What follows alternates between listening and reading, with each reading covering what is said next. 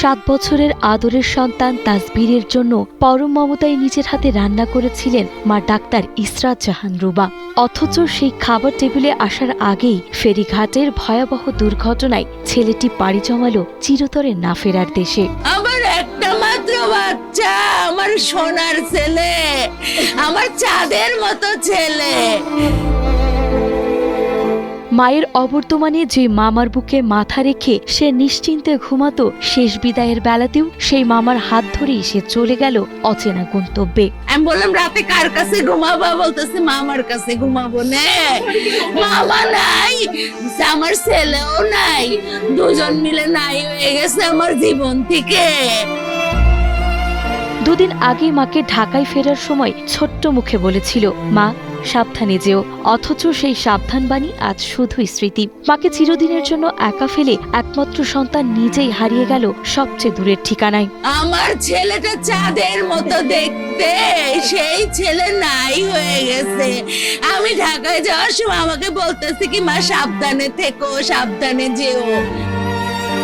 ঈদের ছুটি শেষে গত বুধবার বিকেলে নানি ও মামার সাথে ঢাকায় ফিরছিল ছোট্ট তাসবির। রাজবাড়ী থেকে সবাই মিলে উঠেছিল সৌহার্দ্য পরিবহনের বাসে, কিন্তু ভাগ্যের নির্মম পরিহাসে দৌলদিয়ার ফেরিঘাটে তাদের বহনকারী বাসটি সোজা তলিয়ে যায় পদ্মার বুকে। হাসি খুশি মুখগুলো চোখের পলকেই হারিয়ে যায় নদীর অতুল গহ্বরে। দুর্ঘটনায় মুহূর্তেই নিভে যায় রাজবাড়ীর ভবানীপুর গ্রামের রেহেনা আক্তার, তার বিশ্ববিদ্যালয় পড়ুয়া ছেলে আহনাফ এবং আদরের নাতি তাসবিরের জীবন।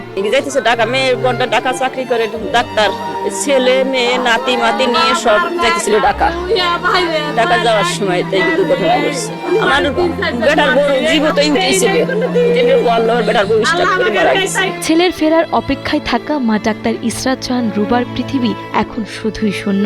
যে বাসাটি একটু পরেই ছেলের হই হুল্লোড়ে ভরে ওঠার কথা ছিল, সেখানে এখন শুধুই অভাগী মায়ের বুক ফাটা হাহাকার। সুদূর প্রবাসে বসে যে মেরিন ইঞ্জিনিয়ার বাবা একমাত্র সন্তানের সুন্দর ভবিষ্যতের স্বপ্ন বুনছিলেন, এক লহমায় তার বংশের প্রদীপ চিরতরে নিভে গেল। আমাদের এত সুন্দর সংসার, আমরা দুই বোন ডাক্তার, কত সুখ শান্তি, আমাদের সবকিছু নাই হয়ে গেল, এক সেকেন্ডের ভিতরে নাই হয়ে গেল। আমার সংসার ভেঙে ছারখার হয়ে গেল। মাত্র কয়েক সেকেন্ডের ব্যবধানে সাজানো একটি সুখের সংসার এভাবেই নদীর জলে ভেসে গেল। প্রশাসনের পক্ষ থেকে দুর্ঘটনার কারণ খুঁজতে তদন্ত কমিটি হয়েছে, দেওয়া হয়েছে দাফনের জন্য অনুদান। কিন্তু পৃথিবীর কোনো সান্ত্বনা বা অর্থই কি আর ফিরিয়ে দিতে পারবে সন্তানকে তার মায়ের কোলে? তদন্তের কাগজে হয়তোবা দুর্ঘটনার কারণ লেখা থাকবে, কিন্তু একজন মায়ের কাছে তার কলিজার টুকরোকে হারানোর এই শূন্যতা আর কোনোদিনও পূরণ হবে না। এরা হচ্ছে ঈদের ছুটিতে বাড়ি থেকে ঢাকা যাচ্ছিলেন মিরপুরে। আমি হঠাৎ করে শুনছি হচ্ছে আব্বু ফোন দিয়ে বলতেছে আমাকে যে বাবুকে খুঁজে পাওয়া যাচ্ছে না, ডিটেলস জানতাম না। তখন আমি নিউজটা দেখলাম, দেখার সাথে সাথে আমি দৌড়ায় বের হয়ে গেছি রাজবাড়ি। তারপর ওদেরকে আমরা পাইছি হচ্ছে গিয়ে আপনার রাজবাড়ী সরকারি হাসপাতালে প্রায় 2টার দিকে আমরা হচ্ছে শনাক্ত করছি যে হ্যাঁ এটা দুজনকে, আর মামাকে পাওয়া গেছে আজকে সকালবেলা। রায়ানকে আমি দেখেছিলাম, সে একসাথে আমরা বসে দুপুরে খাবার টিভি একসাথে খেয়েছি। তো যখন শুনলাম যে সে ফেরি দুর্ঘটনা বাস দুর্ঘটনায় মারা গিয়েছে, তো বিষয়টা খুবই আমার কাছে খুব খারাপ লেগেছে এবং হৃদয় বিদারক।